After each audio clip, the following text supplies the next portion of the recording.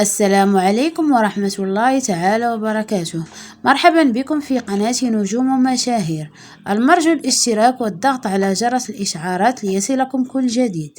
نشرت الفنانة سمية الخشاب تغريدة نارية تهاجم فيها الفنانة شيرين عبد الوهاب بشكل غير مباشر، حيث تحدثت عن من يتخلى عن أهله من أجل الآخرين، وهو ما اعتبره البعض رسالة للنجمة شيرين عبد الوهاب. وقالت سمية الخشاب عبر حسابها بموقع تويتر: اللي يخسر حد من أهله عشان أي حاجة في الدنيا يبقى فعلا إنسان محتاج علاج.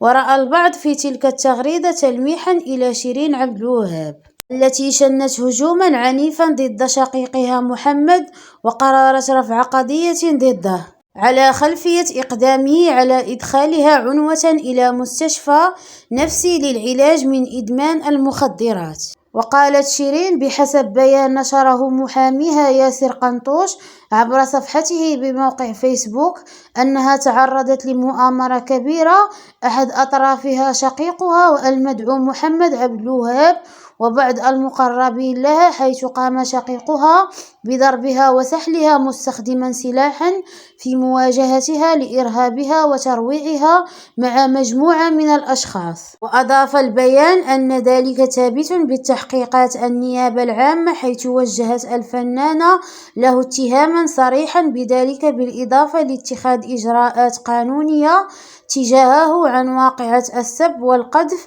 التي ذكرت على لسانه مع الإعلامي عمر أديب. واختتمت شيرين بيانها بالتأكيد على أنها خرجت من المستشفى بصحبة محاميها الخاص، واستقلت معه سيارته وتوجهت إلى منزلها، ولا صحة لما يتداوله خلاف ذلك، وذلك في نفي غير مباشر لما تردد عن خروجها من المستشفى بصحبة طليقها الفنان حسام حبيب. كان هذا هو الفيديو ديال اليوم، ما تنساونيش من لايكات ديالكم فضلا وليس امرا. الى اللقاء، الى فيديو قادم ان شاء الله.